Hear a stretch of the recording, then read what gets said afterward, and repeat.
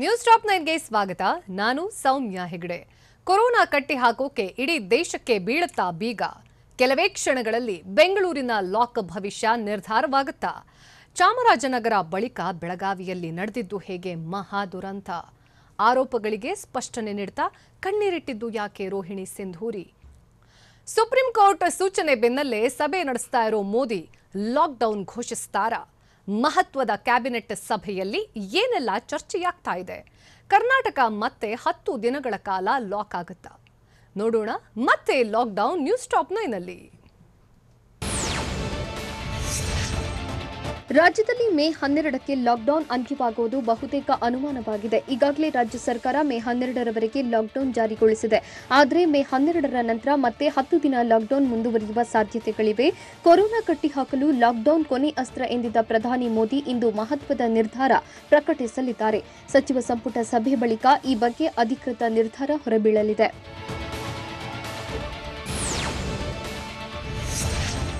ಪ್ರಧಾನಿ ನರೇಂದ್ರ ಮೋದಿ ನೇತೃತ್ವದಲ್ಲಿ ಮಹತ್ವದ ಸಚಿವ ಸಂಪುಟ ಸಭೆ ನಡೆದಿದೆ. ವಿಡಿಯೋ ಕಾನ್ಫರೆನ್ಸ್ ಮೂಲಕ ಸಭೆ ನಡೆದಿದ್ದು ದೇಶದಲ್ಲಿ ತಾಂಡವ ಆಡ್ತಿರೋ ಕೊರೋನಾ ವೈರಸ್ ನಿಯಂತ್ರಣ ಬಗ್ಗೆ ಚರ್ಚಿಸಿದ್ದಾರೆ. ಪ್ರಧಾನಿ ಮೋದಿಯಿಂದ ಲಾಕ್ಡೌನ್ ನಿರ್ಧಾರ ಹೊರಬೀಳುವ ಸಾಧ್ಯತೆಗಳಿದ್ದು ದೇಶದಾದ್ಯಂತ ಲಾಕ್ಡೌನ್ ಮಾಡಲಿದ್ದಾರೆ ಅಂತ ಹೇಳಲಾಗಿದೆ.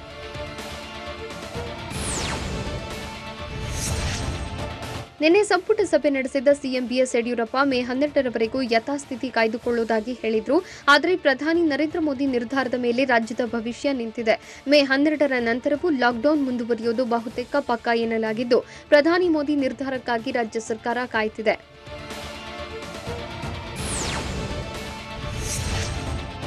ರಾಜ್ಯದಲ್ಲಿ ಮತ್ತೆ 10 ದಿನಗಳ ಕಾಲ ಲಾಕ್ಡೌನ್ ವಿಸ್ತರಣೆಯಾಗುವ ಸಾಧ್ಯತೆಗಳಿದೆ. ಕೊರೋನಾ ಸೋಂಕಿತರಿಗೆ ಅತಿ ಮುಖ್ಯವಾಗಿ ಬೇಕಿರೋ ಆಕ್ಸಿಜನ್ ಪೂರೈಕೆ ಮಾಡಲು ಕನಿಷ್ಠ 1 ವಾರ ಬೇಕಾಗಿದೆ. ಹೀಗಾಗಿ ಏಕಾಏಕಿ ಲಾಕ್ಡೌನ್ ತೆರವುಗೊಳಿಸಿದರೆ ಸಮಸ್ಯೆಯಾಗಲಿದೆ. ಹೀಗಾಗಿ ಲಾಕ್ಡೌನ್ ಮುಂದುವರಿಸಲು ರಾಜ್ಯ ಸರ್ಕಾರ ಚಿಂತನೆ ನಡೆಸಿದೆ.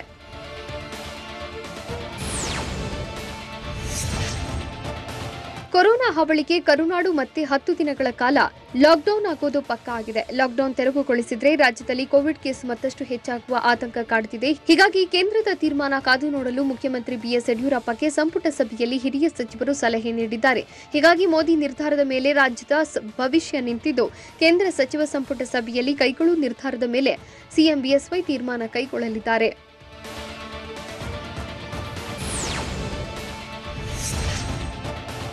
ಕೊರೋನಾ ಸೋಂಕಿನ 2ನೇ ಅಲೆ ಅಬ್ಬರಕ್ಕೆ ಸುಪ್ರೀಂ ಕೋರ್ಟ್ ಆತಂಕ ವ್ಯಕ್ತಪಡಿಸಿದ್ದು ಕೊರೋನಾ ಕಂಟ್ರೋಲ್ಗೆ ಬೇಕಿದ್ರೆ ಲಾಕ್ಡೌನ್ ಮಾಡಬಹುದು ಅಂತ ತಿಳಿಸಿದೆ. ಕೇಂದ್ರ, ರಾಜ್ಯ ಸರ್ಕಾರಗಳು ಸೋಂಕು ತಡೆಗೆ ಕಠಿಣ ಕ್ರಮ ಕೈಗೊಳ್ಳಿ, ಸಭೆ ಸಮಾರಂಭಗಳನ್ನು ನಿಷೇಧಿಸಿ ಕೊರೋನಾ ಕಂಟ್ರೋಲ್ ಮಾಡಿ ಅಂತ ಸೂಚನೆ ನೀಡಿದೆ. ಅಲ್ಲದೆ ಸೂಪರ್ ಸ್ಪ್ರೆಡ್ ತಡೆಯಲು ಜನಗುಂಪುಗೂಡದಂತೆ ಎಚ್ಚರಿಕೆ ವಹಿಸಿ ಅಂತ ಕೇಂದ್ರ, ರಾಜ್ಯ ಸರ್ಕಾರಗಳಿಗೆ ಸುಪ್ರೀಂ ಕೋರ್ಟ್ ತಿಳಿಸಿದೆ. ಲಾಕ್ಡೌನ್ ಮಾಡುವ ಮುನ್ನ ಎಲ್ಲಾ ವ್ಯವಸ್ಥೆಗಳನ್ನು ಮಾಡಿಕೊಳ್ಳಿ ಅಂತ ಕೇಂದ್ರ ಸರ್ಕಾರಕ್ಕೆ ಸುಪ್ರೀಂ ಕೋರ್ಟ್ ತಿಳಿಸಿದೆ. ಜನಕಲ್ಯಾಣವನ್ನ ಗಮನದಲ್ಲಿಟ್ಟುಕೊಂಡು ಲಾಕ್ಡೌನ್ ಮಾಡಬೇಕು. ಲಾಕ್ಡೌನ್ನಿಂದ ಜನರಿಗೆ ಆಗುವ ತೊಂದರೆಯನ್ನು ತಪ್ಪಿಸಬೇಕು ಅಂತ ಸುಪ್ರೀಂ ಕೋರ್ಟ್ ಅಭಿಪ್ರಾಯಪಟ್ಟಿದೆ. ಅಲ್ಲದೆ ವಲಸೆ ಕಾರ್ಮಿಕರು, ಬಡವರ ಹಿತಗಮನದಲ್ಲಿರಿಸಿಕೊಂಡು ಕ್ರಮ ಕೈಗೊಂಡು ವಲಸೆ ಕಾರ್ಮಿಕರು, ಬಡವರಿಗೆ ಆಗೋ ಕಷ್ಟ ತಪ್ಪಿಸಿ ಅಂತ ತಾಕೀತು ಮಾಡಿದೆ. ಕೇಂದ್ರ ಸರ್ಕಾರಕ್ಕೆ ಆರೋಗ್ಯ ಇಲಾಖೆಯು ಲಾಕ್ಡೌನ್ ಶಿಫಾರಸು ಮಾಡಿದೆ. ದೇಶದ 150 ಜಿಲ್ಲೆಗಳಲ್ಲಿ ಲಾಕ್ಡೌನ್ ಜಾರಿ ಮಾಡಲು ಸಲಹೆ ನೀಡಿದೆ. 15% ಹೆಚ್ಚು ಪಾಸಿಟಿವಿಟಿ ಇದ್ರೆ ಲಾಕ್ಡೌನ್ ಮೂಲಕ ಕೊರೋನಾ ಕಂಟ್ರೋಲ್ ಮಾಡಬಹುದು. ಹೀಗಾಗಿ ರಾಜ್ಯ ಸರ್ಕಾರಗಳ ಜೊತೆ ಚರ್ಚಿಸಿ ಅಂತಿಮ ನಿರ್ಧಾರವನ್ನು ಕೈಗೊಳ್ಳಿ.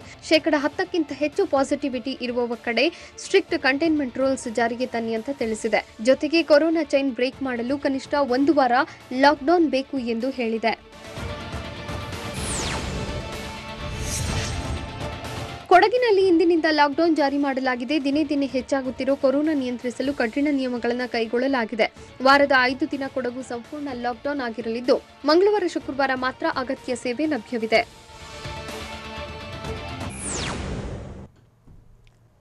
ಕರ್ನಾಟಕ ಲಾಕ್ಡೌನ್ ಮಾಡುವ ಬಗ್ಗೆ ಸಿಎಂ ಬಿಎಸ್ವೈ ನೀಡಿದ ಸುಳಿವು ಏನು? ಸುಪ್ರೀಂ ಕೋರ್ಟ್ ಆರೋಗ್ಯ ಇಲಾಖೆಯ ಸಲಹೆಗೆ ಸಿಗುತ್ತಾ ಮನ್ನಣೆ? ಲಾಕ್ಡೌನ್ ಸಲಹೆ ನೀಡಿರೋ ತಜ್ಞರು ಏನಂತ ಹೇಳಿದ್ದಾರೆ? ನೋಡೋಣ ಕರುನಾಡು ಲಾಕ್ ನ್ಯೂಸ್ ಟಾಪ್ 9ನಲ್ಲಿ.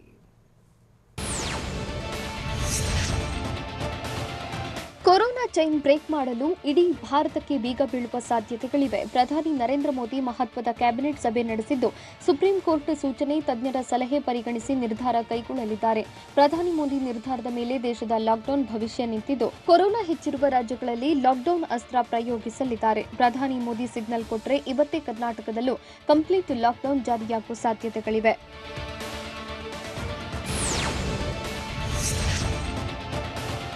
ಕೊರೋನಾ ಕಂಟ್ರೋಲ್ಗೆ ಕರ್ನಾಟಕದಲ್ಲಿ ಲಾಕ್ಡೌನ್ ಫಿಕ್ಸ್ ಎನ್ನಲಾಗಿದೆ. ಮುಖ್ಯಮಂತ್ರಿ ಬಿಎಸ್ ಯಡಿಯೂರಪ್ಪ ಲಾಕ್ಡೌನ್ ಮಾಡುವ ಸುಳಿವು ನೀಡಿದ್ದು, ಪ್ರಧಾನಿ ನರೇಂದ್ರ ಮೋದಿ ಸೂಚನೆಗಾಗಿ ಕಾಯುತ್ತಿದ್ದಾರೆ. ಮೋದಿ ನಿರ್ದೇಶನ ನೀಡುತ್ತಿದ್ದಂತೆಯೇ ಕರ್ನಾಟಕ ಕಂಪ್ಲೀಟ್ ಲಾಕ್ ಆಗಲಿದ್ದು, ಇವತ್ತು ಸಂಜೆಯೊಳಗೆ ಲಾಕ್ಡೌನ್ ಮಾರ್ಗಸೂಚಿ ಬಿಡುಗಡೆಯಾಗುವ ಸಾಧ್ಯತೆ ಇದೆ.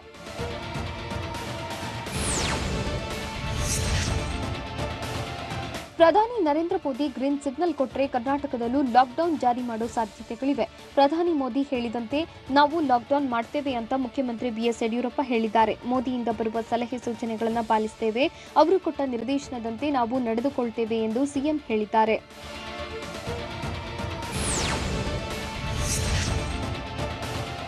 ದೇಶದಲ್ಲಿ ಅಂಕಿ ಸಂಖ್ಯೆಗೂ ಸಿಗದೆ ಕೊರೋನಾ ಹೆಮ್ಮಾರಿ ಅಟ್ಟಹಾಸ ಮೆರೆಯುತ್ತಿದೆ. ಹೀಗಾಗಿ ಕೊರೋನಾವನ್ನು ಕಟ್ಟಿಹಾಕಲು ಲಾಕ್ಡೌನ್ ಅನಿವಾರ್ಯವಾಗಿದೆ. ಅಲ್ಲದೆ ಸುಪ್ರೀಂ ಕೋರ್ಟ್, ಆರೋಗ್ಯ ಇಲಾಖೆ ಕೂಡ ಲಾಕ್ಡೌನ್ಗೆ ಸಲಹೆ ನೀಡಿದ್ದು, ಲಾಕ್ಡೌನ್ ಮಾಡಲು ನೀಡಿರೋ ಸಲಹೆಗೆ ಮನ್ನಣೆ ಸಿಗುತ್ತಾ ಅನ್ನೋದು ಪ್ರಶ್ನೆಯಾಗಿದೆ. ಪ್ರಧಾನಿ ಮೋದಿ ಕೈಗೊಳ್ಳುವ ನಿರ್ಧಾರದ ಮೇಲೆ ರಾಜ್ಯದ ಭವಿಷ್ಯ ನಿಂತಿದ್ದು, ಬೆಂಗಳೂರಿನಲ್ಲಿ ಅಗತ್ಯ ಸೇವೆಗೆ ಮೀಸಲಿಟ್ಟ ಟೈಮ್ ಕೂಡ ರದ್ದಾಗುವ ಸಾಧ್ಯತೆ ಇದೆ.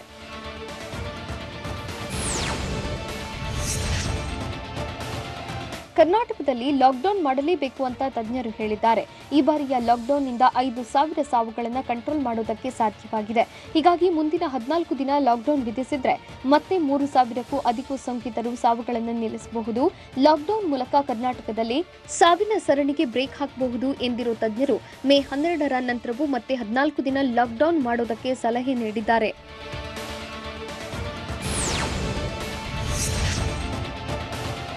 ಕೊರೋನಾ ಕಂಟ್ರೋಲ್ ಮಾಡೋದಕ್ಕೆ ಲಾಕ್ಡೌನ್ ಅತ್ಯಗತ್ಯ ಅಂತ ತಜ್ಞರು ಹೇಳಿದ್ದಾರೆ. ಲಾಕ್ಡೌನ್ ಮಾಡೋದ್ರಿಂದ ಕೊರೋನಾ ಚೈನ್ ಬ್ರೇಕ್ ಮಾಡೋದಕ್ಕೆ ಅನುಕೂಲವಾಗಲಿದ್ದು, ಜನರನ್ನ ನಿಯಂತ್ರಣ ಮಾಡಬಹುದು ಎಂದು ತಜ್ಞರು ಅಭಿಪ್ರಾಯಪಟ್ಟಿದ್ದಾರೆ. ತಜ್ಞರ ಪ್ರಕಾರ ಕರ್ನಾಟಕದಲ್ಲಿ ನಿತ್ಯ 80,000 ಕೇಸ್ ಬರೋ ನಿರೀಕ್ಷೆ ಇತ್ತು. ಆದರೆ ಟೈಟ್ ರೂಲ್ಸ್ ಜಾರಿ ಮಾಡಿರೋದ್ರಿಂದ 40,000 ಆಸುಪಾಸಿನಲ್ಲಿದೆ. ಹೀಗಾಗಿ ಕೊರೋನಾ ಚೈನ್ ಬ್ರೇಕ್ ಮಾಡೋದಕ್ಕೆ ಲಾಕ್ಡೌನ್ ಅವಶ್ಯಕ ಅಂತ ಅಂತಿದ್ದಾರೆ ತಜ್ಞರು.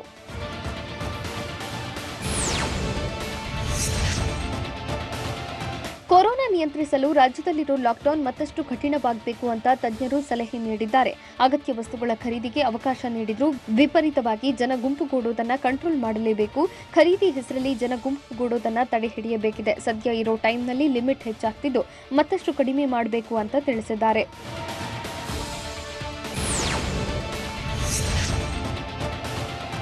ಜೂನ್ ತಿಂಗಳಿನಲ್ಲಿ ಕೊರೋನಾ ಮತ್ತಷ್ಟು ಅಬ್ಬರಿಸುವ ಬಗ್ಗೆ ನಿನ್ನೆಯ ಕ್ಯಾಬಿನೆಟ್ ಸಭೆಯಲ್ಲಿ ಡಿಸಿಎಂ ಅಶ್ವಥ್ ನಾರಾಯಣ್ ಆತಂಕಕಾರಿ ಮಾಹಿತಿ ತಿಳಿಸಿದ್ದಾರೆ.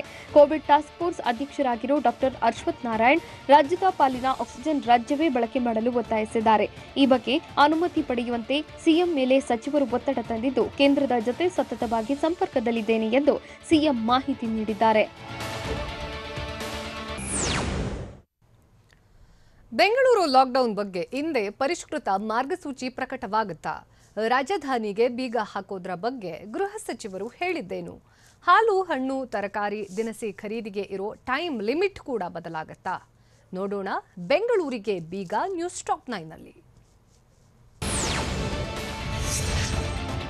ಕೊರೋನಾ ಕಂಟ್ರೋಲ್ಗೆ ಇಡೀ ದೇಶಕ್ಕೆ ಕಂಪ್ಲೀಟ್ ಬೀಗ ಬೀಳುವ ಸಾಧ್ಯತೆಗಳಿದೆ. ಭಾರತಕ್ಕೆ ಬೀಗ ಹಾಕುವ ಬಗ್ಗೆ ಹಿಂದೆ ಪ್ರಧಾನಿ ನರೇಂದ್ರ ಮೋದಿ ಘೋಷಣೆ ಮಾಡಲಿದ್ದು, ಡೆಡ್ಲಿ ಕೊರೋನಾ ವೈರಸ್ ಕಂಟ್ರೋಲ್ಗೆ ಲಾಕ್ಡೌನ್ ಪಕ್ಕಾ ಎನ್ನಲಾಗಿದೆ. ಸುಪ್ರೀಂ ಕೋರ್ಟ್ ಸಲಹೆ ಆಧರಿಸಿ ಕೇಂದ್ರ ಸರ್ಕಾರ ಲಾಕ್ಡೌನ್ ಮಾಡುವ ಸಾಧ್ಯತೆಗಳಿದೆ.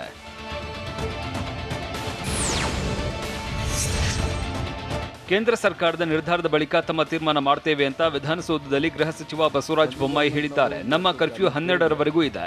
ಆದರೆ ಸೆಂಟ್ರಲ್ ಕ್ಯಾಬಿನೆಟ್ ಮೀಟಿಂಗ್ ಯಾವಾಗ ವಿಚಾರಕ್ಕೆ ನಡೆಯುತ್ತೆ ಅನ್ನೋದು ಗೊತ್ತಿಲ್ಲ. ಅದರ ನಿರ್ಧಾರ ಏನು ಬರಲಿದೆ ಅಂತ ನೋಡೋಣ ಅಂತ ಬಸವರಾಜ ಬೊಮ್ಮಾಯಿ ಹೇಳಿದ್ದಾರೆ. ಅಲ್ಲಿಂದ ಏನು ಡೈರೆಕ್ಷನ್ ಬರ್ತದೆ ನೋಡೋಣ. ಈ ಬಾರಿ ಲಾಕ್ಡೌನ್ ಜಾರಿಯಾದರೆ ಬೆಂಗಳೂರಿನಲ್ಲಿ ಕಠಿಣಾತಿ ಕಠಿಣ ರೂಲ್ಸ್ ಪಕ್ಕಾ ಎನ್ನಲಾಗಿದೆ. ಅಗತ್ಯ ವಸ್ತು ಖರೀದಿಗೆ ಇದ್ದ ಟೈಮಿಂಗ್ಸ್ಗೆ ಮತ್ತಷ್ಟು ಕತ್ತರಿ ಬೀಳಲಿದ್ದು, ಕೊರೋನಾ ಕಂಟ್ರೋಲ್ಗಾಗಿ ಖಡಕ್ ರೂಲ್ಸ್ ಜಾರಿಯಾಗಲಿದೆ. ಹಾಲು, ಹಣ್ಣು, ತರಕಾರಿ, ದಿನಸಿ ಅಂಗಡಿಗಳಿಗೂ ಟೈಮ್ ಲಿಮಿಟ್ ಇರಲಿದ್ದು, ಬೆಳಗ್ಗೆ 6ರಿಂದ 12 ಗಂಟೆಯ ಕಾಲಾವಕಾಶಕ್ಕೂ ಕತ್ತರಿ ಬೀಳುವ ಸಾಧ್ಯತೆ ಇದೆ.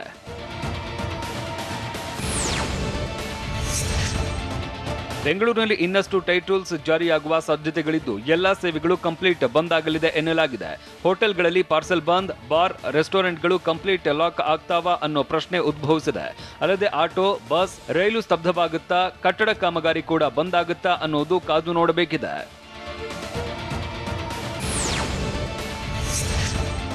ಬೆಂಗಳೂರಿನಲ್ಲಿ ಮೇ 12ಕ್ಕೆ ಲಾಕ್ಡೌನ್ ಮುಗಿಯೋದು ಬಹುತೇಕ ಅನುಮಾನವಾಗಿದೆ. ರಾಜ್ಯದಲ್ಲಿ ಕೊರೋನಾ ಕೇಸ್ ತಗ್ಗಿಸುವ ಅವಶ್ಯಕತೆ ಇದ್ದು ಲಾಕ್ಡೌನ್ನಿಂದ ಸಾವಿನ ಪ್ರಮಾಣ ಕಡಿಮೆಯಾಗುವ ಸಾಧ್ಯತೆ ಇದೆ. ಸದ್ಯ ರಾಜ್ಯದಲ್ಲಿ ಲಾಕ್ಡೌನ್ ಇದ್ದರೂ ಪ್ರತಿನಿತ್ಯ 40,000 ಹೊಸ ಕೇಸ್ ದಾಖಲಾಗ್ತಾ ಇದ್ದು ಮುಂದಿನ 2 ವಾರ ಲಾಕ್ಡೌನ್ ಕಂಟಿನ್ಯೂ ಮಾಡಬೇಕು ಅಂತ ತಜ್ಞರು ತಿಳಿಸಿದ್ದಾರೆ.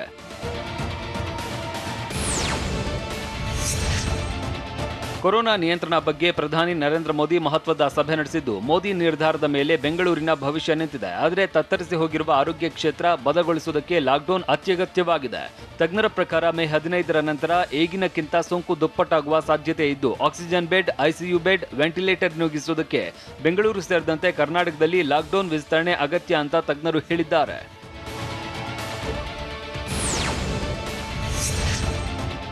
ವೈರಸ್ ಅಬ್ಬರ ತಡೆಗಟ್ಟೋದಕ್ಕೆ ಸರ್ಕಾರದ ಮುಂದೆ ಲಾಕ್ಡೌನ್ ಒಂದೇ ಆಯ್ಕೆಯಾಗಿದೆ. ರಾಜ್ಯವನ್ನ ಉಳಿಸಬೇಕಾದ್ರೆ ಕೊರೋನಾ ಕೇಸ್ ಕಡಿಮೆ ಮಾಡಲೇಬೇಕಿದ್ದು ಗಂಡಾಂತರದಿಂದ ಪಾರು ಮಾಡೋದಕ್ಕೆ ಲಾಕ್ಡೌನ್ ಅತ್ಯಗತ್ಯವಾಗಿದೆ.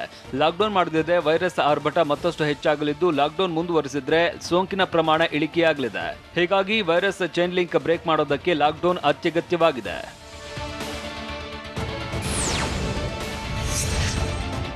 ಲಾಕ್ಡೌನ್ ಅವಧಿಯಲ್ಲೂ ಕರ್ನಾಟಕದಲ್ಲಿ ಸಾವಿನ ಸುನಾಮಿಯೇ ಅಬ್ಬರಿಸ್ತಾ ಇದೆ. ಏಪ್ರಿಲ್ 27ರಂದು 180 ಜನ ಸೋಂಕಿತರು ಮೃತಪಟ್ಟಿದ್ದಾರೆ. ಏಪ್ರಿಲ್ 28ರಂದು 299 ಜನ ಸೋಂಕಿತರು ಸೋಂಕಿಗೆ ಬಲಿಯಾಗಿದ್ದಾರೆ. ಇನ್ನು ಏಪ್ರಿಲ್ 29ರಂದು 270, ಏಪ್ರಿಲ್ 30ರಂದು 217, ಮೇ 1ರಂದು 271, ಮೇ 2ರಂದು 217, ಮೇ 3ರಂದು 239, ಮೇ 4ರಂದು 292 ಸೋಂಕಿತರು ಕೊರೋನಾದಿಂದ ಮೃತಪಟ್ಟಿದ್ದಾರೆ. ಹೀಗಾಗಿ ಈ ಸಾವಿನ ಸರಣಿ ಕಟ್ ಮಾಡೋದಕ್ಕೆ ಲಾಕ್ಡೌನ್ ಅಗತ್ಯವಾಗಿದೆ ಅಂತ ತಜ್ಞರು ಅಭಿಪ್ರಾಯಪಟ್ಟಿದ್ದಾರೆ. ಮತ್ತೆ 4 ದಿನ ಲಾಕ್ಡೌನ್ ಮಾಡಬೇಕು ಅನ್ನೋದು ತಜ್ಞರ ಅಭಿಪ್ರಾಯ. ಆದರೆ ಲಾಕ್ಡೌನ್ ಮುಂದುವರಿಸುವ ಬಗ್ಗೆ ಸರ್ಕಾರ ಇದುವರೆಗೂ ತಜ್ಞರ ಅಭಿಪ್ರಾಯವನ್ನ ಕೇಳಿಲ್ಲ. ಒಂದೊಮ್ಮೆ ಸರ್ಕಾರ ಅಭಿಪ್ರಾಯ ಕೇಳಿದ್ರೆ ಮೇ 12ರ ನಂತರವೂ ಕರುನಾಡನ್ನ 14 ದಿನ ಸ್ತಬ್ಧ ಮಾಡುವಂತೆ ಸರ್ಕಾರಕ್ಕೆ ತಜ್ಞರು ಶಿಫಾರಸು ನೀಡುವ ಸಾಧ್ಯತೆ ಇದೆ. ಚಾಮರಾಜನಗರ ಬಳಿಕ ಬೆಳಗಾವಿಯಲ್ಲಿ ಮಹಾ ದುರಂತ ನಡೆದಿದ್ದು ಹೇಗೆ? ಆಕ್ಸಿಜನ್ ಎಮರ್ಜೆನ್ಸಿಯನ್ನ ಎಳೆಯಾಗಿ ಬಿಚ್ಚಿಟ್ಟ ವೈದ್ಯರು ಯಾರು? ರಾಜ್ಯಾದ್ಯಂತ ಆಕ್ಸಿಜನ್ ಪೂರೈಕೆಯೇ ದೊಡ್ಡ ಸವಾಲಾಗಿದೆಯಾ? ನೋಡೋಣ ಆಕ್ಸಿಜನ್ ಕಣ್ಣೀರು ನ್ಯೂಸ್ ಟಾಪ್ 9ನಲ್ಲಿ.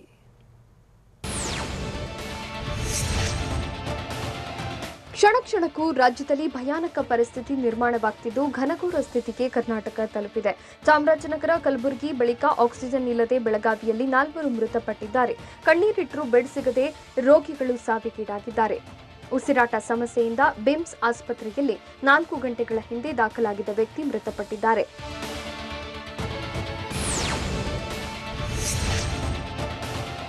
ಬೆಳಗಾವಿ ವೈದ್ಯ ಸುಭಾಷ್ ಪಾಟೀಲ್ ಜಿಲ್ಲಾಡಳಿತದ ವೈಫಲ್ಯದ ಬಗ್ಗೆಯೂ ಬೇಸರ ವ್ಯಕ್ತಪಡಿಸಿದ್ದಾರೆ. ಕೋವಿಡ್ ನಿರ್ವಹಣೆ ಜಿಲ್ಲಾಡಳಿತಕ್ಕೆ ಕಷ್ಟವಾಗ್ತಿದೆ ಅನ್ನೋದನ್ನ ಒಪ್ಪಿಕೊಳ್ತೀನಿ. ಆದರೆ ನಮಗೆ ರೋಗಿಗಳಿಗೆ ಉತ್ತರಿಸೋದು ಕಷ್ಟವಾಗ್ತಿದೆ. ಮನೆ, ಹೆಂಡತಿ, ಮಕ್ಕಳನ್ನ ಬಿಟ್ಟು ನಾವು ಸೇವೆ ಮಾಡ್ತಿದ್ದೇವೆ. ಆದರೆ ಜಿಲ್ಲಾಡಳಿತ ಮತ್ತು ಸಂಬಂಧಿತ ಅಧಿಕಾರಿಗಳಿಂದ ನಮಗೆ ಸಪೋರ್ಟ್ ಸಿಗ್ತಿಲ್ಲ. ನಾವು 30 ಆಕ್ಸಿಜನ್ ಸಿಲಿಂಡರ್ ಕೇಳಿದಾಗ 10 ಸಿಲಿಂಡರ್ ಕೊಟ್ಟು ಮ್ಯಾನೇಜ್ ಮಾಡುವಂತಾರೆ. 10 ಸಾರಿ ಅಧಿಕಾರಿಗಳಿಗೆ ಕರೆ ಮಾಡಿದಾಗ 1 ಸಾರಿ ರಿಸೀವ್ ಮಾಡ್ತಾರೆ ಅಂತ ಜಿಲ್ಲಾಡಳಿತದ ವೈಫಲ್ಯದ ಬಗ್ಗೆಯೂ ವೈದ್ಯ ಬೇಸರ ವ್ಯಕ್ತಪಡಿಸಿದ್ದಾರೆ.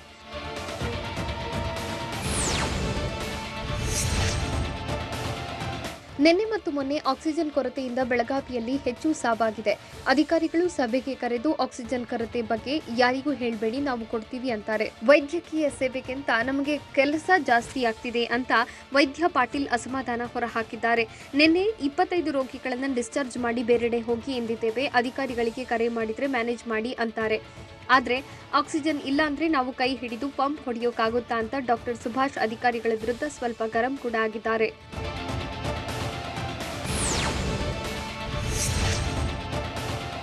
ಬೆಳಗಾವಿಯ ಖಾಸಗಿ ಆಸ್ಪತ್ರೆಯ ಮತ್ತೊಬ್ಬ ವೈದ್ಯರೊಬ್ಬರು ಜಿಲ್ಲಾಡಳಿತದ ವಿರುದ್ಧ ಅಸಮಾಧಾನ ಹೊರಹಾಕಿದ್ದಾರೆ. ಎಲ್ಲ ಆಸ್ಪತ್ರೆಗಳಲ್ಲಿ ಆಕ್ಸಿಜನ್ ಮತ್ತು ಇಂಜೆಕ್ಷನ್ ಶಾರ್ಟೇಜ್ ಇದೆ.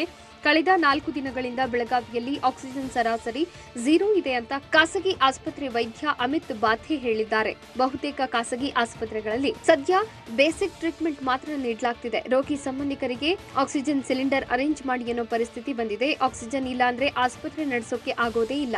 ಸರ್ಕಾರ, ಜಿಲ್ಲಾಡಳಿತ ಕೂಡಲೇ ಕ್ರಮ ಕೈಗೊಳ್ಳಬೇಕು. ಆದಷ್ಟು ಬೇಗ ಆಕ್ಸಿಜನ್ ಕೊಡದಿದ್ರೆ ಬೆಳಗಾವಿಯ ಎಲ್ಲಾ ಖಾಸಗಿ ಆಸ್ಪತ್ರೆಗಳು ಬಂದ್ ಆಗಬಹುದು ಅಂತ ವೈದ್ಯ ಅಮಿತ್ ಎಚ್ಚರಿಸಿದ್ದಾರೆ.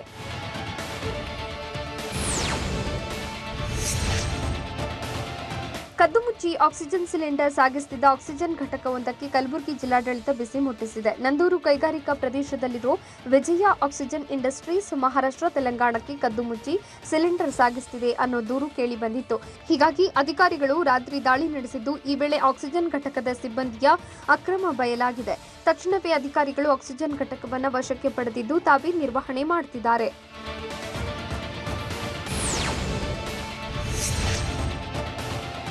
ಚಿತ್ರದುರ್ಗದಲ್ಲಿ ಆಕ್ಸಿಜನ್ ಇರೋ ಬೆಡ್ಗಳಿಲ್ಲದೆ ರೋಗಿಗಳು ಪರದಾಡ್ತಿದ್ದಾರೆ. ಬೆಡ್ಗಳಿದ್ರೂ ಆಕ್ಸಿಜನ್ ಕೊರತೆ ಎದುರಾಗಿದೆ. ಆದರೆ ಯಾವುದೇ ಕೊರತೆ ಇಲ್ಲ ಅಂತ ಅಧಿಕಾರಿಗಳು ಸುಳ್ಳು ಹೇಳ್ತಿರೋದು ಬಯಲಾಗಿದೆ. ಆಕ್ಸಿಜನ್ ಬೆಡ್ಗಾಗಿ ಆಸ್ಪತ್ರೆ ಬಳಿಗೆ ಆಂಬ್ಯುಲೆನ್ಸ್ನಲ್ಲಿ ರೋಗಿ ಸಂತೋಷ್ ಕಾದಿದ್ದು, ಜೊತೆಗಿದ್ದ ಸಂಬಂಧಿ ಪತ್ರಕರ್ತರಿಗೆ ಮಾಹಿತಿ ತಿಳಿಸಿದ್ದಾನೆ. ಈ ವೇಳೆ ಆ ಬಳಿಕ ಎಚ್ಚೆತ್ತ ಆಸ್ಪತ್ರೆ ಸಿಬ್ಬಂದಿ ಬೆಡ್ ನೀಡಿದ್ದಾರೆ.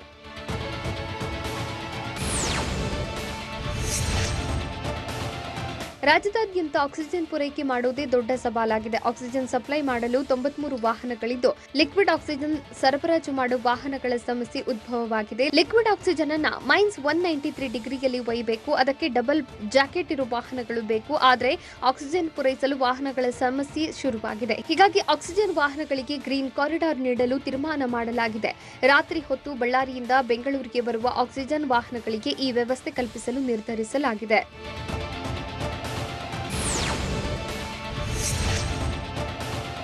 ರಾಜ್ಯದ ಆಸ್ಪತ್ರೆಗಳಲ್ಲಿ ಆಕ್ಸಿಜನ್ ಸಿಲಿಂಡರ್ಗಳ ಕೊರತೆ ಎದುರಾಗಿದೆ. ಬಹುತೇಕ ಆಸ್ಪತ್ರೆಗಳು ಆಕ್ಸಿಜನ್ ಸಿಲಿಂಡರ್ಗೆ ಬೇಡಿಕೆ ಇಟ್ಟಿದ್ದು, 10 ಡ್ಯೂರಾ ಸಿಲಿಂಡರ್ ನೀಡುವಂತೆ ಸರ್ಕಾರಕ್ಕೆ ಒತ್ತಡ ಹಾಕಿದೆ.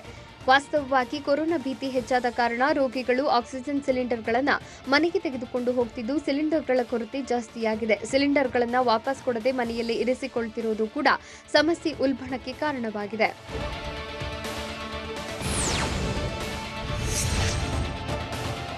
ಕೊಪ್ಪಳ ಜಿಲ್ಲಾಸ್ಪತ್ರೆಯಲ್ಲಿ ಕೊರೋನಾ ಸೋಂಕಿತನೊಬ್ಬ ಪರದಾಡಿದ್ದಾನೆ. ಆಕ್ಸಿಜನ್ ಬೆಡ್ ಇಲ್ಲದೆ ತೀವ್ರ ಉಸಿರಾಟ ಸಮಸ್ಯೆಯಿಂದ ಸೋಂಕಿತ ಪರದಾಡಿದ್ದು, ಬೇರೆ ಕಡೆ ತೆರಳಲು ಆಂಬ್ಯುಲೆನ್ಸ್ ಕೂಡ ಲಭ್ಯವಾಗಿಲ್ಲ. ಸತತ 3 ಗಂಟೆಯಿಂದ ಸೋಂಕಿತನ ಸಹೋದರ ಆಂಬ್ಯುಲೆನ್ಸ್ಗಾಗಿ ಕಾಯ್ತಿದ್ದು, ತೀವ್ರ ಪರದಾಡುವ ಸ್ಥಿತಿ ಎದುರಾಗಿದೆ. ಚಾಮರಾಜನಗರ ಜಿಲ್ಲಾಸ್ಪತ್ರೆಯಲ್ಲಿ ಆಕ್ಸಿಜನ್ ಸಿಗದೆ ಮತ್ತಿಬ್ಬರು ಸಾವಿಗೀಡಾಗಿದ್ದಾರೆ. ಬೆಡ್ ಕೊರತೆಯಿಂದ ಒಂದೇ ಬೆಡ್ನಲ್ಲಿ ಇಬ್ಬರಿಗೆ ಚಿಕಿತ್ಸೆ ನೀಡಿದ್ದು ಎಲ್ಲಿ? ಆಸ್ಪತ್ರೆ ಮುಂದೆನೇ ಬೆಡ್ ಇಲ್ಲ ಅಂತ ಬೋರ್ಡ್ ಹಾಕಿದ್ದು ಎಲ್ಲಿ? ನೋಡೋಣ ಕೊರೋನಾ ಘಾತ ನ್ಯೂಸ್ ಟಾಪ್ 9ನಲ್ಲಿ. ಚಾಮರಾಜನಗರ ಜಿಲ್ಲಾಸ್ಪತ್ರೆಯಲ್ಲಿ ಆಕ್ಸಿಜನ್ ಕೊರತೆಯಿಂದ ಸಾವಿನ ಸರಣಿ ಮುಂದುವರೆದಿರುವ ಶಂಕೆ ವ್ಯಕ್ತವಾಗಿದೆ. ನಿನ್ನೆ ರಾತ್ರಿಯಿಂದ ಆಕ್ಸಿಜನ್ ಸಿಗದೆ ಇಬ್ಬರು ಸಾವಿಗೀಡಾಗಿದ್ದಾರೆ ಅಂತ ಸಂಬಂಧಿಕರು ಆರೋಪಿಸಿದ್ದಾರೆ. ಸಂಬಂಧಿಕರಿಗೆ ಕರೆ ಮಾಡಿದ ಕೋವಿಡ್ ಸೋಂಕಿತರು ಆಕ್ಸಿಜನ್ ಖಾಲಿಯಾಗಿದೆ, ವ್ಯವಸ್ಥೆ ಮಾಡಿ ಎಂದು ಮನವಿ ಮಾಡಿದ್ದಾರೆ. ಜಿಲ್ಲಾಸ್ಪತ್ರೆ ವಿರುದ್ಧ ಸಂಬಂಧಿಕರು ಆಕ್ರೋಶ ವ್ಯಕ್ತಪಡಿಸಿದ್ದು, ಜಿಲ್ಲಾಸ್ಪತ್ರೆ ಎದುರೇ ಇಬ್ಬರು ಮೃತಪಟ್ಟಿರುವ ಆರೋಪ ಮಾಡಿದ್ದಾರೆ.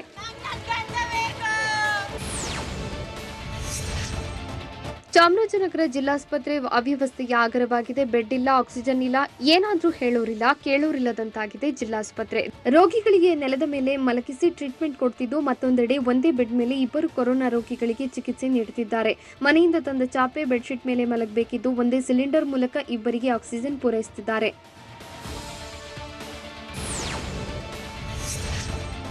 ಚಾಮರಾಜನಗರ ಜಿಲ್ಲಾಸ್ಪತ್ರೆಗೆ ಕೊರೋನಾ ಹಾಟ್ಸ್ಪಾಟ್ ಆಗಿ ಬದಲಾಗಿದೆ. ಜಿಲ್ಲಾಸ್ಪತ್ರೆಯ ತುರ್ತು ನಿಗಾ ಘಟಕದಲ್ಲಿ ಅವ್ಯವಸ್ಥೆ ತಾಂಡವವಾಡುತ್ತಿದ್ದು, ಸೋಂಕಿತರ ಮಧ್ಯೆ ಇತರೆ ರೋಗಿಗಳಿಗೂ ಚಿಕಿತ್ಸೆ ನೀಡುತ್ತಿದ್ದಾರೆ.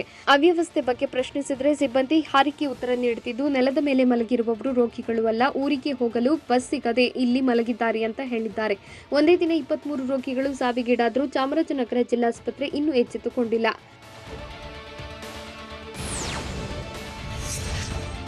ಚಾಮರಾಜನಗರ ಆಸ್ಪತ್ರೆಯಲ್ಲಿ 23 ರೋಗಿಗಳ ಸಾವು ಕೇಸ್ಗೆ ಸಂಬಂಧಪಟ್ಟಂತೆ ಸಿಎಂ ಬಿಎಸ್ವೈ ಈಗಲಾದರೂ ಜಿಲ್ಲೆಗೆ ಎಂಟ್ರಿ ಕೊಡ್ತಾರಾ ಅನ್ನೋ ಪ್ರಶ್ನೆ ಎದ್ದಿದೆ. ಜೊತೆಗೆ ಮೌಢ್ಯತೆಗೆ ಜೋತು ಬಿದ್ದು ಈ ಹಿಂದೆ ಸಿಎಂ ಆಗಿದ್ದಾಗ ಬಿಎಸ್ವೈ ಚಾಮರಾಜನಗರಕ್ಕೆ ಹೋಗಿರಲಿಲ್ಲ. ಇದೀಗ ಅಧಿಕಾರ ಸ್ವೀಕರಿಸಿ 18 ತಿಂಗಳು ಕಳೆದರೂ ಒಮ್ಮೆಯೂ ಭೇಟಿ ಕೊಟ್ಟಿಲ್ಲ.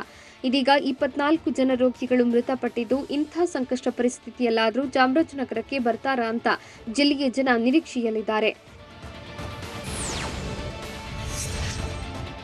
ಕೊಪ್ಪಳ ಜಿಲ್ಲಾಸ್ಪತ್ರೆಯಲ್ಲಿ ಸೋಂಕಿತರನ್ನ ಆರೈಕೆ ಮಾಡಲು ಸಿಬ್ಬಂದಿ ನಿರ್ಲಕ್ಷ್ಯ ತೋರುತ್ತಿದ್ದಾರೆ. ಕೊರೋನಾ ಸೋಂಕಿತನಿಗೆ ಪತ್ನಿಯೇ ಮಾಸ್ಕ್ ಹಾಕಿದ್ದಾರೆ. ಕೊಪ್ಪಳ ಜಿಲ್ಲಾಸ್ಪತ್ರೆಯಲ್ಲಿ ವೈದ್ಯರ ನಿರ್ಲಕ್ಷ್ಯಕ್ಕೆ ಸೋಂಕಿತ ಮೃತಪಟ್ಟಿರೋ ಆರೋಪ ಕೇಳಿಬಂದಿತ್ತು.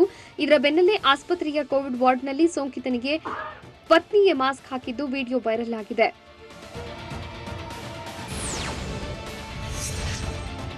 ಗದಗ ಜಿಲ್ಲೆಯಲ್ಲೂ ಬೆಡ್ಗಾಗಿ ಹಾಹಾಕಾರ ಶುರುವಾಗುವ ಆತಂಕ ಎದುರಾಗಿದೆ. ಜಿಮ್ಸ್ ಆಸ್ಪತ್ರೆಯ ಐಸಿಯು ವಾರ್ಡ್ನ ಫುಲ್ ಆಗಿದ್ದು, ಗಂಭೀರ ಸ್ವರೂಪದ ಸೋಂಕಿತರು ಬಂದರೆ ಜೀವ ಉಳಿಯೋದೇ ಕಷ್ಟವಾಗಿದೆ. 38 ಐಸಿಯು ಬೆಡ್ಗಳು, 20 HFNCಗಳು ಭರ್ತಿಯಾಗಿದ್ದು, ಬೆಡ್ ಇಲ್ಲ ಅಂತ ಜಿಮ್ಸ್ ಆಡಳಿತ ಮಂಡಳಿ ಬೋರ್ಡ್ ಹಾಕಿದೆ. ಸದ್ಯ ಅಡ್ಮಿಟ್ ಆಗಿರುವವರು ಗುಣಮುಖರಾಗಿ ಡಿಸ್ಚಾರ್ಜ್ ಆದರೆ ಮಾತ್ರ ಐಸಿಯು ಬೆಡ್ ಸಿಗಲಿದ್ದು, ಇಲ್ಲವಾದರೆ ಬರುವ ರೋಗಿಗಳಿಗೆ ದೇವ್ರೆ ಗತಿ ಎನ್ನುವಂತಾಗಿದೆ.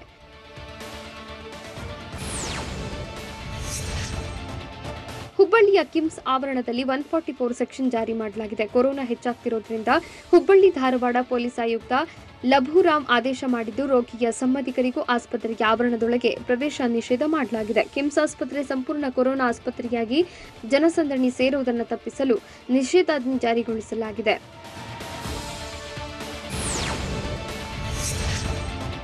ಬಿಬಿಎಂಪಿ ಪೋರ್ಟಲ್ ಮೂಲಕ ಬೆಡ್ ಬ್ಲಾಕಿಂಗ್ ಪ್ರಕರಣ ಸಂಬಂಧ ಸಂಸದ ತೇಜಸ್ವಿ ಸೂರ್ಯ ವಿರುದ್ಧ ಸಿದ್ದರಾಮಯ್ಯ ಟ್ವೀಟ್ ಮಾಡಿ ವಾಗ್ದಾಳಿ ನಡೆಸಿದ್ದಾರೆ. ಬೆಡ್ ಬ್ಲಾಕಿಂಗ್ ದಂಧೆಯಲ್ಲಿ ಶಾಮೀಲಾಗಿರುವವರು ಒಂದೇ ಕೋಮಿನವರೆಂಬಂತೆ ಹೆಸರು ಓದಿದ ಸಂಸದ ತೇಜಸ್ವಿ, ಮುಖ್ಯ ಆರೋಪಿಗಳಾದ ಮುಖ್ಯಮಂತ್ರಿ, ಸಚಿವರು, ಶಾಸಕರು, ಸಂಸದರೆಲ್ಲರೂ ಯಾವ ಧರ್ಮದವರು ಅದನ್ನು ಹೇಳಿಬಿಡಿ ಅಂತ ಟ್ವೀಟ್ ಮೂಲಕ ಆಗ್ರಹಿಸಿದ್ದಾರೆ.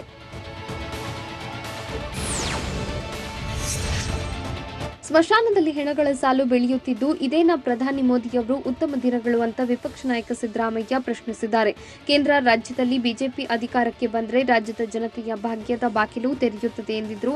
ಆದರೆ ಮತದಾರರ ದಿಕ್ಕು ತಪ್ಪಿಸಿ ಅಧಿಕಾರಕ್ಕೆ ಬಂದಿರುವ ಬಿಜೆಪಿ ಈಗ ರಾಜ್ಯದಲ್ಲಿ ದೌರ್ಭಾಗ್ಯದ ಬಾಗಿಲು ತೆರೆದಿದೆ ಅಂತ ಸಿದ್ದರಾಮಯ್ಯ ಕಿಡಿಕಾರಿದ್ದಾರೆ.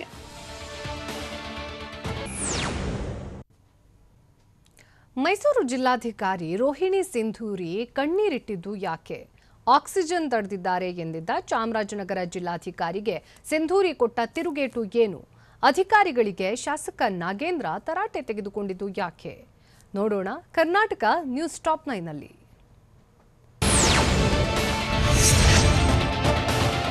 ಮೈಸೂರು ಜಿಲ್ಲಾಧಿಕಾರಿ ರೋಹಿಣಿ ಸಿಂಧೂರಿ ಭಾವುಕರಾಗಿದ್ದಾರೆ. ಚಾಮರಾಜನಗರದಲ್ಲಾದ ಸರಣಿ ಸಾವಿನಿಂದಾಗಿ ನೋವಾಗಿದೆ ಎಂದಿರುವ ರೋಹಿಣಿ ಸಿಂಧೂರಿ, ಈ ವಿಚಾರದಲ್ಲಿ ಸಾಕಷ್ಟು ಊಹಾಪೋಹ ಹರಿದಾಡ್ತಾ ಇದೆ. ಇದರಿಂದ ನನ್ನ ಮನಸ್ಸಿಗೆ ತುಂಬಾ ನೋವಾಗಿದೆ ಅಂತ ಹೇಳಿದ್ದಾರೆ. ನನ್ನ 10 ವರ್ಷದ ಸರ್ವಿಸ್ನಲ್ಲಿ ಇಂತಹ ಕೆಲಸ ಮಾಡಿಲ್ಲ. ಸತ್ತವರ ಮನೆಯಲ್ಲಿ ಯಾರು ಆರೋಪಗಳನ್ನ ಮಾಡಬಾರದು. ಇದರಿಂದ ನಮ್ಮ ಮೇಲೆ ತಪ್ಪು ಅಭಿಪ್ರಾಯ ಬರುತ್ತೆ ಅಂತ ರೋಹಿಣಿ ಸಿಂಧೂರಿ ತಿಳಿಸಿದ್ದಾರೆ. ಚಾಮರಾಜನಗರ ಜಿಲ್ಲಾಧಿಕಾರಿ ಎಂಆರ್ ರವಿ ವಿರುದ್ಧ ರೋಹಿಣಿ ಸಿಂಧೂರಿ ಅಸಮಾಧಾನ ವ್ಯಕ್ತಪಡಿಸಿದ್ದಾರೆ. ಕಷ್ಟ ಕಾಲದಲ್ಲೂ ರಿಸ್ಕ್ ತೆಗೆದುಕೊಂಡು ಆಸ್ಪತ್ರೆಯಲ್ಲಿದ್ದ 40 ಆಕ್ಸಿಜನ್ ಸಿಲಿಂಡರ್ ಕಳುಹಿಸಿದ್ದೇವೆ. ಯಾರು ಆಸ್ಪತ್ರೆಯಿಂದ ಆಕ್ಸಿಜನ್ ಕಳಿಸಿ ರಿಸ್ಕ್ ತೆಗೆದುಕೊಳ್ಳಲ್ಲ. ಆದರೆ ನಿಮಗಾಗಿ ನಾನು ಅಂತಹ ರಿಸ್ಕ್ ತೆಗೆದುಕೊಂಡಿದ್ದೇನೆ. ಇದು ಮಾನವೀಯತೆ ಅಲ್ವಾ ಅಂತ ಎಂಆರ್ ರವಿಗೆ ಸಿಂಧೂರಿ ಪ್ರಶ್ನಿಸಿದ್ದಾರೆ. ಅಲ್ಲದೆ ಸರಿಯಾಗಿ ನಿರ್ವಹಣೆ ಮಾಡದೆ ನಮ್ಮ ಮೇಲೆ ಆರೋಪ ಮಾಡುವುದು ಸರಿಯಲ್ಲ ಅಂತ ತಮ್ಮ ಮೇಲಿನ ಆರೋಪಗಳಿಗೆ ಸ್ಪಷ್ಟನೆ ನೀಡುವಾಗ ರೋಹಿಣಿ ಸಿಂಧೂರಿ ಭಾವುಕರಾದರು.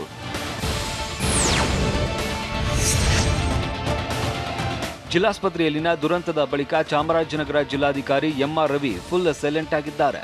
ಮೈಸೂರು ಜಿಲ್ಲಾಧಿಕಾರಿ ರೋಹಿಣಿ ಸಿಂಧೂರಿ ಆರೋಪಕ್ಕೆ ಸ್ಪಷ್ಟನೆ ನೀಡದೆ ಎಂಆರ್ ರವಿ ತೆರಳಿದ್ದಾರೆ.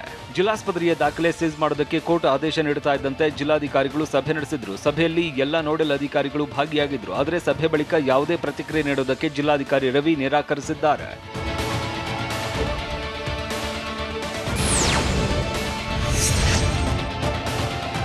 ಸಚಿವ ಎಸ್ಟಿ ಸೋಮಶೇಖರ್ ನೇತೃತ್ವದ ಸಭೆಯಲ್ಲಿ ಮೈಸೂರು ಪಾಲಿಕೆ ಆರೋಗ್ಯಾಧಿಕಾರಿಗೆ ಶಾಸಕ ನಾಗೇಂದ್ರ ತರಾಟೆಗೆ ತೆಗೆದುಕೊಂಡಿದ್ದಾರೆ. ಮೈಸೂರಲ್ಲಿ ಕೋವಿಡ್ ನಿಯಂತ್ರಣ ಸಂಬಂಧ ಸಭೆ ನಡೆಸಿದ್ದು, ಯಾವ ಆಸ್ಪತ್ರೆಯಲ್ಲಿ ಎಷ್ಟು ಜನರಿದ್ದಾರೆ ಅಂತ ಶಾಸಕ ನಾಗೇಂದ್ರ ಕೇಳ್ತಾ ಇದ್ದಂತೆ ಹೇಳ್ತೇವೆ ಎಂದು ಆರೋಗ್ಯಾಧಿಕಾರಿ ಉತ್ತರಿಸಿದ್ರು. ಹೀಗಾಗಿ ನಿಮಗೆ ಮಾಹಿತಿ ಇಲ್ಲ, ಮೊದಲು ಪಡೀರಿ ಅಂತ ಗರಂ ಆದ ನಾಗೇಂದ್ರ, ಒಬ್ಬ ಶಾಸಕನಾಗಿ ನಾನು ಬೆಡ್ಗೆ ಬೆಗ್ ಮಾಡಬೇಕಾ? ಜನ ಸಾಯ್ತಾ ಇದ್ದಾರೆ, ಇವರು ಈ ರೀತಿ ಮಾಡ್ತಾ ಇದ್ದಾರೆ ಅಂತ ಆಕ್ರೋಶ ವ್ಯಕ್ತಪಡಿಸಿದ್ರು.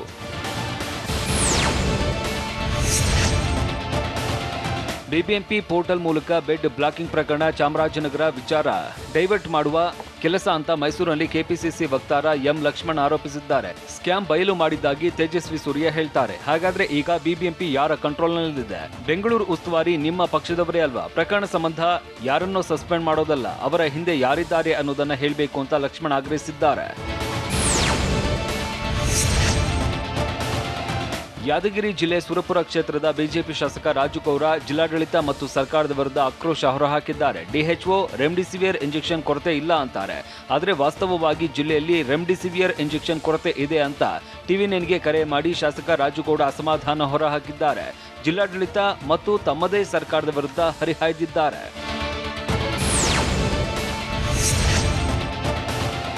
ರಾತ್ರಿಯಿಂದ ವೆಂಟಿಲೇಟರ್ಗಾಗಿ ಅಲೆದಾಡಿದ ವ್ಯಕ್ತಿಯೊಬ್ಬ ಹುಬ್ಬಳ್ಳಿ ಕಿಮ್ಸ್ನಲ್ಲಿ ಮೃತಪಟ್ಟಿದ್ದಾನೆ. ಧಾರವಾಡ ಮೂಲದ ವ್ಯಕ್ತಿಯನ್ನ ಪತಿ ಕಿಮ್ಸ್ಗೆ ಕರೆದುಕೊಂಡು ಬಂದಿದ್ರು.